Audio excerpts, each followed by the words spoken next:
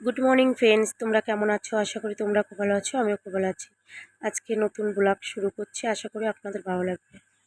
মেজে নিয়েছি। কালকে রাত্রিবেলা সত্যি কথা মাজতে পারিনি, শরীরটা এত খারাপ লাগছিল। কালকে সারাটা দিন জানো না, আমার খুব কষ্ট গেছে। আর এই যে এখানে এগুলো ফেলবো, ফ্যান রয়েছে ফেলবো, এই জামা কাপড় কটা ধুয়ে দেবো। তোমরা যে বলো না কাজ নেই, বহু কাজ একটা সংসারে, একটা মেয়ে ছেলের। ঠিক আছে, যাদের করতে হয় তারা জানে কতগুলি কাজ থাকে। এই যে এত বড় একটা উঠোন ঝাড় দিয়া, এটা ভেবো না যে একটুখানি ব্যাপার। এগুলো সব কালকে সব ধুয়ে দিয়েছিলাম, সেগুলো মেলে দিয়েছি, এখন ওইগুলো কাচবো।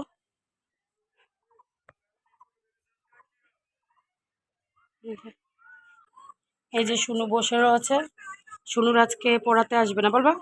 ও একটুখানি খেয়েছে, বলছে মা আমি হোমওয়ার্ক করছি, দাঁড়াও বসে বসে হোমওয়ার্কটা করে নাও। সকালবেলা মেজেছি, আবার এই দেখো এখন আবার এতটা। আর ওই জামা কাপড় কটা তো এখনো ধোয়া হয়নি, কেননা ভিজাতে গিয়েও ভিজাতে পারিনি। আমি ভাবছি কি রান্নাটা করে তারপরে যাবো। এই যে ডিমের তরকারি করছি, ভাত হয়ে গেছে, এক তরকারি ভাতই করবো, কারণ এত গরম লাগছে আজকে, কাজ করতে পারছি না। এখন হচ্ছে বাসন কটা মেজে জামা কাপড় ধোবো। সকাল সকাল ভাবলাম যে আজকে কাজটা তাড়াতাড়ি হয়ে গেছে, চলো বেঁচে গেলাম আজকের মতন। কারণ মেয়েদের যা প্রবলেম আর কি হয় না, মেয়েদের আর কি নিজের শখও মেটে না। যাই হোক, বাবা চলে এসছে, মাংস নিয়ে এসছে, সেটা আবার নতুন করে মশলা টশলা করে আবার রান্না করতে হলো। আর আমার ছোটো মেয়েকে আমি বকেছিলাম, ওর জন্য আমার মেয়ে ওখানে রাগ করে বসে আছে। ফ্রেন্ডস, এই যে হয়ে গেছে মাংসটা, এই যে লাবিয়ে নেব, আর শুকাবো না, হয়ে গেছে। এই যে অনেকেই বলে যে আমি নাকি কাজ করি না, এই দেখো এগুলো একটুখানি আগে মাজা।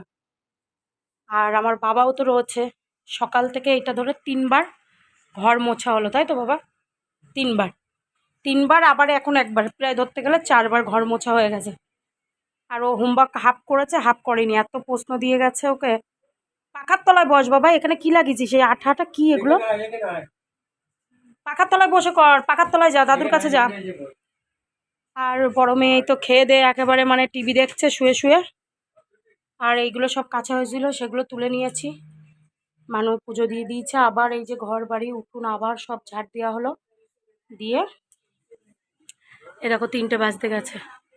তোমরা তো বললে বিশ্বাস করো না, দেখো 3টে বাজতে গেছে, আমি এখনো স্নান হয়নি আমার। হুম। আর এই যে বাবা এরা সব খেয়ে একটুখানি রেস্ট নিচ্ছে।